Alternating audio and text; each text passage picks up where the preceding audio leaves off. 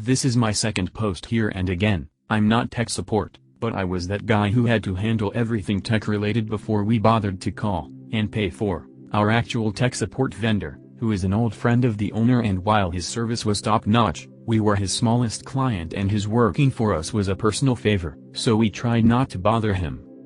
Anyway, I was also the office manager, and the owner, boss, blindly bought some new software to put on everybody's computer to make it easier for our 10 employees to log in their start and stop times for the day. Evidently, using a simple Excel sheet wasn't easy enough that he had to spend about $1,000 on this program for every computer. Ends up he didn't run it by me or by our tech support guy before purchasing this software. I expressed my concerns, well, mostly about how this wasn't really needed with such a small office, but evidently the owner was concerned that his employees might be fudging their time cards and this was the magic fix. Again, I thought it was a bit of overkill for such a small office. These programs ran on individual computers and not on our server, which got me thinking. I logged into my computer, looked at the time clock and clocked in using the new software. Then I just changed my computer's clock time and sure enough, I could clock out showing I had worked 8 hours. A few minutes later and I already had my 40 hours done for the week and I hadn't even had my morning coffee. I printed off my time card and handed it to the boss and told him I'd see him next week. Of course I didn't actually leave, but I did manage to get him to have our tech support remove the software and get a refund. It's time for another tale from the federal payment processing server industry. You can read my prior story, The Screams from the Server Closet, www.reddit.com web link, here. It's late on a Saturday and I'm trying to wind down into the last half hour of my shift, when I get it, the call you don't want to get when you're trying to get out of the door. Call comes in, and not only does the side not really know how to explain what they did clearly, ESL caller, they don't know why they did it. All I can really get out of them is that after a power outage they can't run any cards. After some back and forth getting their service ID, verifying what equipment of ours is on their site, and what contracts we have with them, I start probing to see where it hurts. That's when I get the full story. The site came back up from the power outage and their POS and commander, server, were back up and running, but they couldn't do any financial transactions. Do they call us? No. Do they submit an online support request? Nope. What did they do?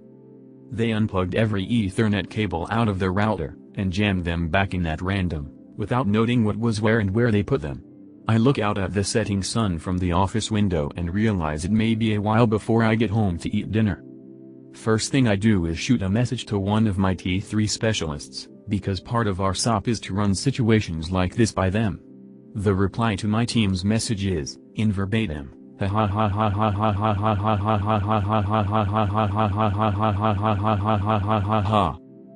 then my T3 sends me a snippet of the KB on things that invalidate your service contract, with unguided attempts at self-repair highlighted.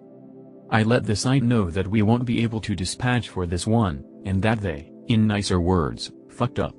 They don't fight me, but I'm just talking to a cashier, and they usually leave the snarling for their management. I do want to get this resolved, but I can't see what's plugged into where because I'm hundreds of miles from them, and we can't connect to the site because the WAN 1 port has some other random Ethernet cable jammed into it. So I call their managed network service provider to see if they can see, well, anything. I tell the router tech guy what happened, and his immediate response is oh wow. We end up walking the site through tracing cables together and trying to get the router talking to their ISP so we can log in and see anything, but the site is just so clueless about anything to do with tech, and there are some blatant language issues that are making it harder. Router tech ends up escalating to the site's parent company's ISPetrol, to get them to dispatch an on-site tech, which they'll likely be fined for, and until that's resolved, we can't do anything for them, because Ethernet goes in any port, right? Anyways, the site learned a very expensive and painful lesson today, and won't be able to do literally anything but cash transactions for maybe days. With that, I promptly fled the building before my luck got any worse. Thanks for reading.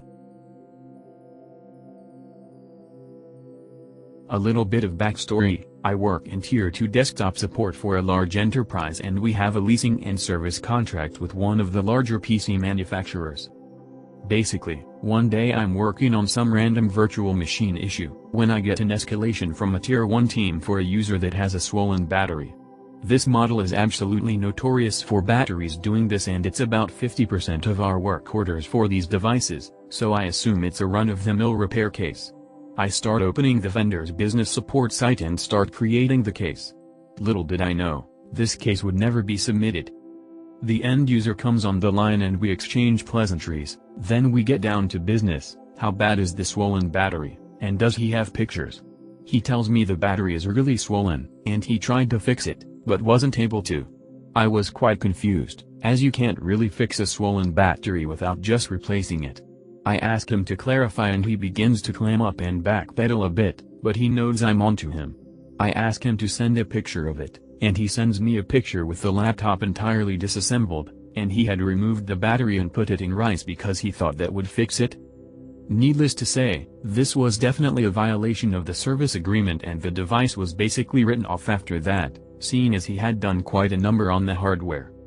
Keep in mind, the most dangerous people are those who know enough to think they know it all, which is when you get situations like this. This story comes from a few years ago when I was still working in the law field. It was right after the Christmas. The office was still pretty empty, but there were a few attorneys there. Most of the office took a holiday vacation, coming back after the new year. I get to work and sit down. I immediately get a call from one of the users sitting directly across from my office. Must have seen me come in, I guess. I answer, and they say to me nothing is coming up on my screen. I guess I don't even get a few seconds to myself before I start my day. Whatever, I could use some coffee anyway. I head over there and take a look. They look exhausted. They're sitting at their desk, staring at the screen with a dead look and hitting random keys on their keyboard in hopes the screen will come up. I take one look at them, then look to my left and notice an empty docking station. I calmly pointed to the empty dock and said that might be your problem. They slowly get up and look at the dock, followed by a long sigh and a "goddamn it." We had a chuckle and I went on my way. It's Monday, and I didn't want to be there. I decided to not take that extra vacation day so I could make some extra progress on a project. I could have started bitching about them, and how stupid they were. But it's early and I had just spent 3 minutes trying to unlock my office door by hitting the unlock button on my car keys. At least I had my coffee. I quit a gig as tech support after a particular customer where I was called on a Saturday morning because the laptop was completely dead. Laptop was stationary and I knew the customer was well known for being unreasonably rude as well as willfully ignorant with tech, managed to destroy 2 keyboards within months by typing. I was woken up by the call, and while still trying to figure out where, who and how I was tried to guide the customer through basic troubleshooting. Is there any sign of LED light being on, fan spinning, HDD spinning, press power button for 5s, is the power brick plugged in, does the power brick feel warm, are all cable connections solid and plugged in? All of the questions were answered in the negative and increasingly rude and aggressive manner. Finally decided to drive there. My hourly rate was $10 back then. Don't ask, I was young, desperate, and thought the guy I worked for would actually teach me valuable skills in the process. The other catch? I was only being paid for time spent with the customer or on their machines, not for traveling.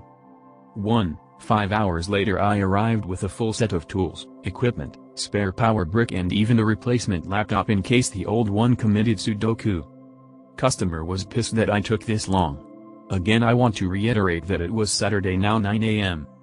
After going over the routine checks myself, the customer got even more mad, claiming I already checked that you told me on the phone. Do something. It's all your fault. Etc. I tried to ignore her. Yes, it's exactly what you think. The woman was the typical stereotype of a self-important Karen.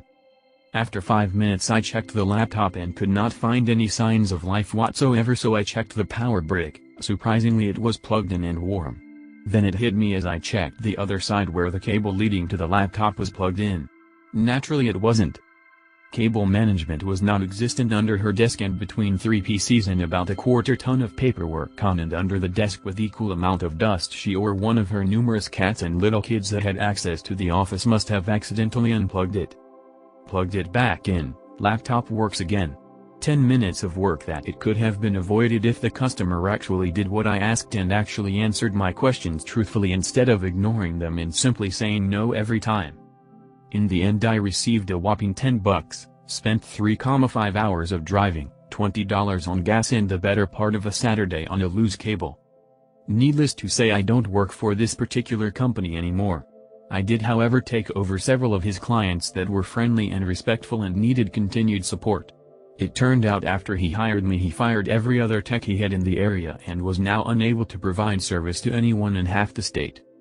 This particular story was just the last straw in a long line of particularly frustrating assignments, including things like being forced to drive 2 hours to a customer to install a new wireless keyboard, driving 3 hours to a customer to install an Apple docking station on a Windows laptop, and fix a broken mouse at the aforementioned lady's office, aka insert the batteries in the right direction, all the while being only paid for the actual labor, not the time spent on the road. In the end I did learn valuable lessons, but not from my employer.